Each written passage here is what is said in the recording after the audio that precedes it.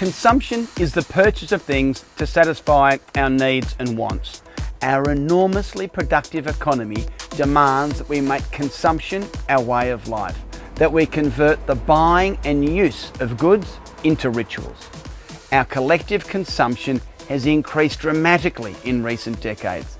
Based on current patterns, it's estimated we'll consume more in the next 40 years than since we first stood on two legs. Have we ever really stopped to consider whether all this stuff we buy is doing any good? We all love to buy cheap stuff, but stuff is cheap because not all costs have been included. Corporations like to socialise their environmental costs and push them over to us. That means we all pay those costs. Is this fair? Our Earth's resources are being chewed through faster than they can be replaced. A great inequality between the haves and have-nots has developed. Is it time we paused and recognised just what a comfortable life most of us have? Should we take less notice of people telling us that we need more stuff to be happy? If happiness is truly our goal, then more stuff is unlikely to be the answer.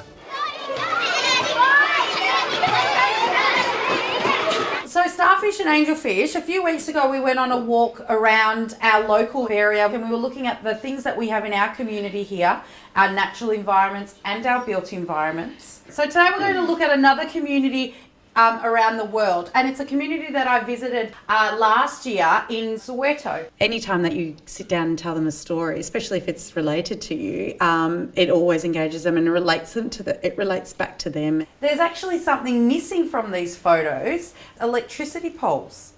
If you have a look, they don't have electricity that runs through their home. So they live very differently to how our community here actually live and consume.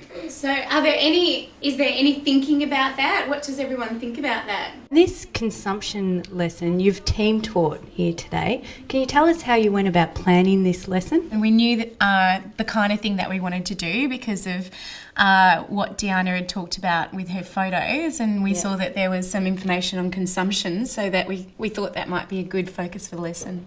Miss Mackenzie, I've just put up another photo of some children that I spotted in this community. As you can see, they've just found a tyre that's been abandoned somewhere, and that's what they've turned into their toy. Put your hand up if sometimes you have too many toys in your house.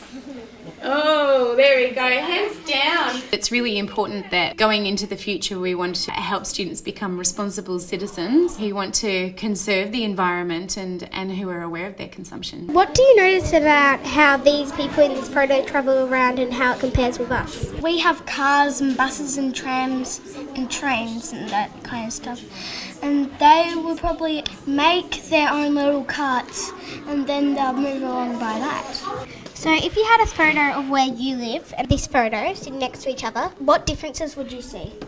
Well, they're sitting on the floor, we would be in our houses. They wouldn't have iPads or DSs or computers. TVs. What would happen if everyone lived like us in Australia and used all the resources we use? There wouldn't be much green left. I think that we use more resources because with us we have all the roads and the houses and the paths and all that stuff, but they have the dirt and the trees and not much big houses.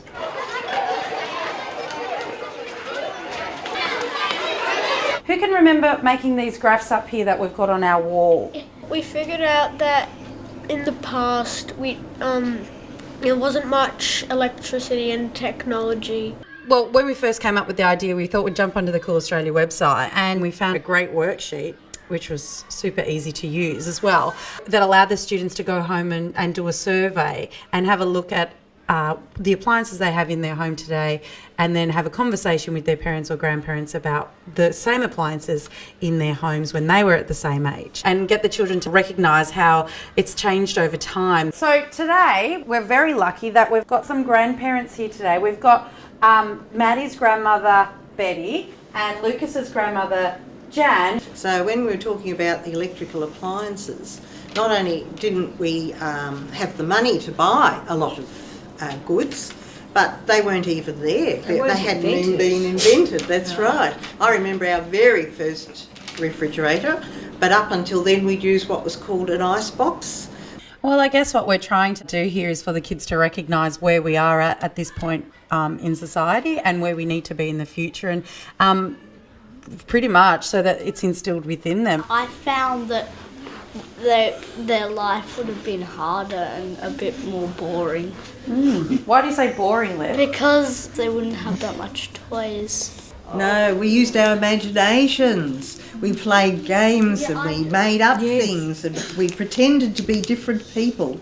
And instead of going and watching TV and Peppa Pig, we were the Peppa Pigs. We were the ones who became the stars of our own imagination. It's a great way to engage the kids, and they were very engaged in the conversation, and we actually had to pull them back a little bit to stop them from talking and asking their questions, because once they got started. They used a lot of imagination and they got to plan roads and stuff because not many people had cars. Do you think we have more impact on the environment or less?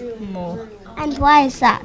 Because the material and everything they use to create them actually really affects the environment, like the factories. It incorporates so many things, so obviously collecting data and producing graphs is an important part of the maths curriculum, but being able to integrate that with our unit of inquiry was so much more engaging for the kids and made it so much more relevant as opposed to just making a graph of... Yeah, exactly.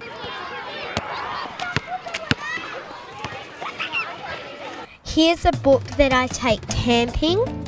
It's got all the birds I've actually seen. Like this one here, I've seen a few rainbow lorikeets and things. I love being out in the open.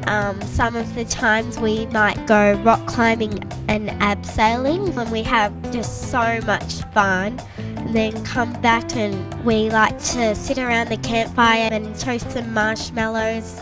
It's really good, and when I come home, I look at the TV and just go, I'd rather be camping. TROPICAL. Blackcurrant. And then there's blackcurrant. So what you do is you open it and it would have like a fact. So this one says if we have mood food, we have a better life.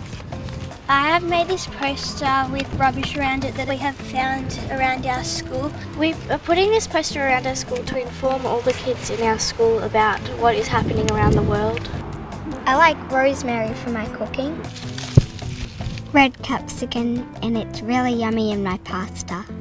In the morning we come early because Mum works in the canteen, so I water the plants and I also pick out all the rubbish because I wanted to improve on the veggie gardens so we can cook with them in our canteen. When it's night time and I sit under the stars, I look up and feel peaceful, and I make little pictures in the stars, and I feel like there's a bigger world out there. Consumption has been described as buying stuff we don't need to impress people we don't like. When we finally stop and pause to have a look around, what do we see? Considered and thoughtful planning for a future where we can live within our means, or a throwaway society where short-term self-interest rules? Will we continue to destroy, or can we learn to change? The choice is ours.